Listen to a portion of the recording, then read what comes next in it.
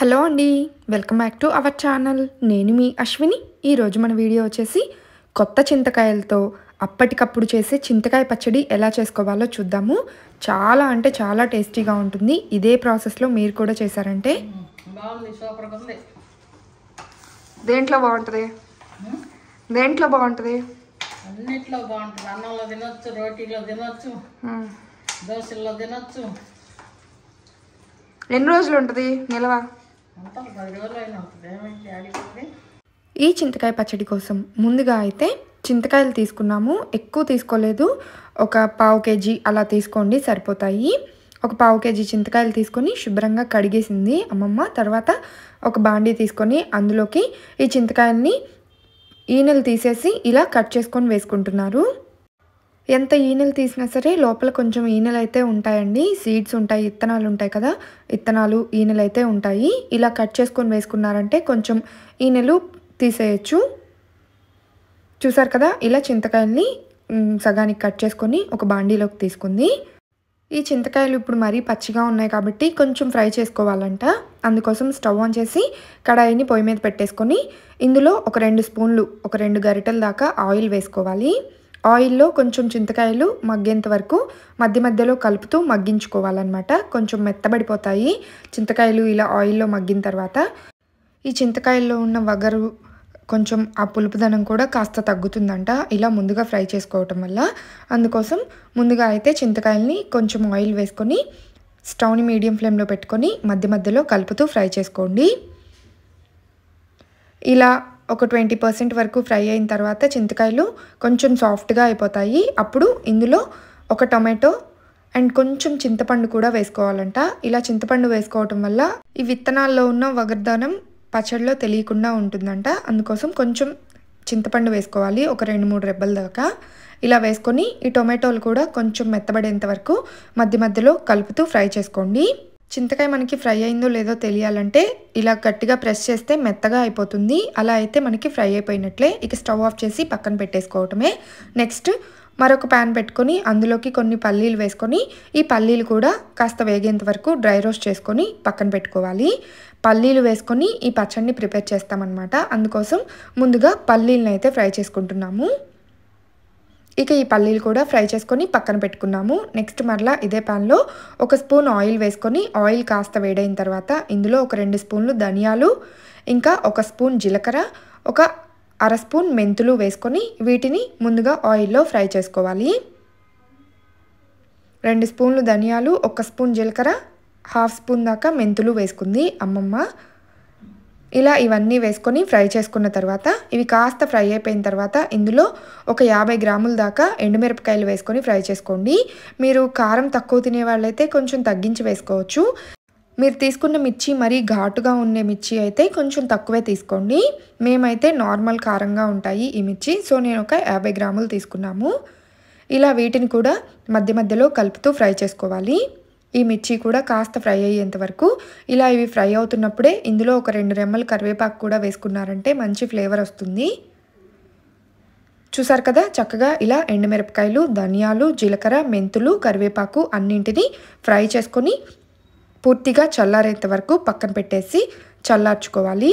మనకి పచ్చడి మొత్తానికి కారం ఈ ఎండుమిరపకాయలే అన్నమాట. సో ఎండుమిరపకాయలే కొంచెం ఎక్కువ తీసుకోండి. ఇక ముందుగా ఫ్రై చేసుకున్నవన్నీ పూర్తిగా చల్లారిపోయాయి. ఇప్పుడు ఒక మిక్సీ జార్ తీసుకొని అందులోకి ముందుగా శనగవిత్తనాలు, ఇంకా ఎండుమిర్చి, ధనియాలు ఇవన్నీ ఫ్రై చేసుకున్నాం కదా, వీటన్నింటినీ కూడా తీసుకోవాలి. మీరు రోట్లో దంచుకునే పని అయితే రోట్లో దంచుకోండి. మా దగ్గర రోల్ లేదు కాబట్టి మిక్సీలో రుబ్బుతున్నాము. పాతకాలంలో అయితే ఇంతకుముందు అయితే అమ్మమ్మ వాళ్ళు రోట్లోనే దంచి చేసుకునే వాళ్ళంట ఈ చట్నీ.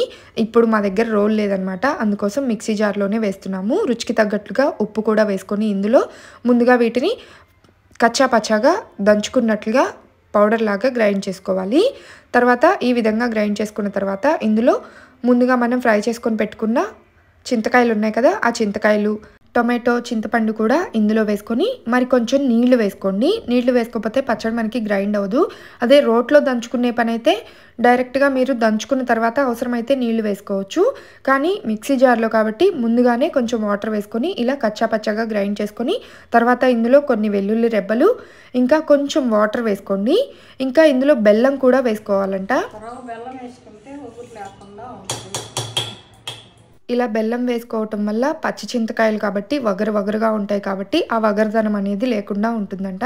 సో ఒక 2 స్పూన్లు బెల్లం తురుము కూడా వేసుకొని కొంచెం వాటర్ వేసుకొని ఇలా పచ్చడిని అయితే మరీ మెత్తగా కాకుండా కొంచెం పలుగ్గా గ్రైండ్ చేసుకొని తీసుకోవాలి. ఇలా గ్రైండ్ చేసుకున్న ఈ పచ్చడిని పోపు పెట్టుకుందాము. పచ్చడిలో అయితే మేమేమి వేడి నీళ్ళు వేయలేదండి, నార్మల్ వాటరే వేసుకున్నాము. పచ్చడి పోపులో వేస్తాం కాబట్టి కొంచెం ఉడికిస్తాం కాబట్టి వేడి నీళ్ళు అవసరం లేదని చెప్పింది అమ్మమ్మ. సో పోపుకైతే ముందుగా స్టవ్ ఆన్ చేసి ప్యాన్ పెట్టుకొని ఒక 1/2 కప్పు ఆయిల్ వేసుకొని ఆయిల్ బాగా వేడైన తర్వాత ఎండుమిర్చి, మినప్పప్పు, ఆవాలు, జీలకర్ర ఇవన్నీ వేసుకొని ఫ్రై చేసుకోవాలి. ఇవన్నీ చిటపట్లాడేంత వరకు. ఈ పచ్చడికి కొంచెం ఆయిల్ ఎక్కువ వేసుకుంటేనే ఎక్కువ రోజులు నిల్వ ఉంటుందంట. సో అందుకోసమే కొంచెం ఆయిల్ ఎక్కువే వేసుకున్నాము. ఈ పోపు కాస్త ఫ్రై అయిపోయిన తర్వాత కొంచెం కరివేపాకు వేసి ఇది కూడా చిటపట్లాడిన తర్వాత కట్ చేసుకున్న ఉల్లిపాయ ముక్కలు వేస్తున్నాము. అదే రోట్లో దంచుకునే పని అయితే డైరెక్ట్గా ఉల్లిపాయని పచ్చడిలో వేసి దంచుకోవచ్చు. ఇలా మిక్సీలో గ్రైండ్ చేసుకున్న పచ్చడి కాబట్టి చక్కగా ఇలా ముక్కలుగా కట్ చేసుకొని పోపులో వేసుకొని ఇవి పచ్చిదనం పోకముందే పచ్చడిని వేసుకోవాలి. అంటే పచ్చిగా ఉన్నప్పుడే ఉల్లిపాయలు గ్రైండ్ చేసుకున్న పచ్చడిని ఇందులో వేసుకోవాలి. ఉల్లిపాయల్ని ఆయిల్లో వేగనివ్వకూడదు. మనకి మధ్యలో బాగా తెలుస్తూ ఉండాలి తింటున్నప్పుడు. అందుకోసం పచ్చిగా ఉన్నప్పుడే ఈ పచ్చడిని కూడా పోపులో వేసుకొని మొత్తం అంతా బాగా కలిసేంత వరకు కలుపుకోవాలి. ఒక 1/2 స్పూన్ దాకా పసుపు కూడా వేసుకోండి.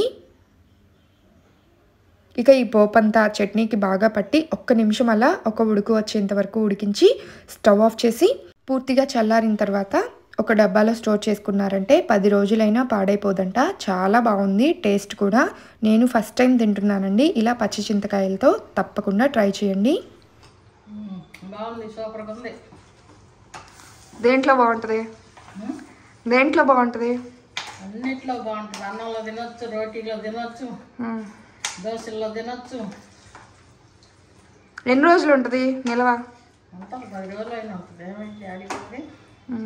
ఇంతకుముందు ఎప్పుడు నేను జాడీ పచ్చడితో చేసిన పచ్చడి తిన్నాను కానీ ఇలా పచ్చి చింతకాయలతో పచ్చడి ఎప్పుడూ తినలేదు. ఇదే ఫస్ట్ టైం. చాలా అంటే చాలా బాగుంది.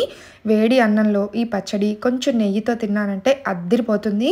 అంతేకాదు ఏ టిఫిన్లోకైనా కూడా బాగుంటుందంట ఈ చట్నీ. మీరు కూడా ట్రై చేసి ఎలా వచ్చిందో కామెంట్స్లో తెలియచేయండి. ఇది ఇప్పుడు బాగా చింతకాయల సీజన్ కాబట్టి చింతకాయలు ఎక్కడైనా బాగా దొరుకుతున్నాయి. పుల్లగా కారంగా ఉండే ఈ చింతకాయ పచ్చడిని మీరు కూడా ట్రై చేసి ఎలా వచ్చిందో కామెంట్స్లో తెలియచేయండి. మేమైతే వేడి అన్నంలో ఈ పచ్చడి కొంచెం నెయ్యితో సర్వ్ చేసుకున్నాము. అద్దిరిపోయింది. వీడియోలో చూపించిన విధంగా ఈ పచ్చడిని ఇలా నూరుకున్నారంటే అద్భుతంగా ఉంటుంది. బాగుంది. ఈ పచ్చి చింతకాయ రోటి పచ్చడి మీకు నచ్చితే లైక్ చేసి షేర్ చేయండి. ఇలాంటి మరెన్నో ఇంట్రెస్టింగ్ రెసిపీస్ కోసం వెంటనే నా ఛానల్ని సబ్స్క్రైబ్ చేసుకొని పక్కనే ఉన్న బెల్ బటన్ని క్లిక్ చేయండి. బాయ్. సూపర్ ఉంది.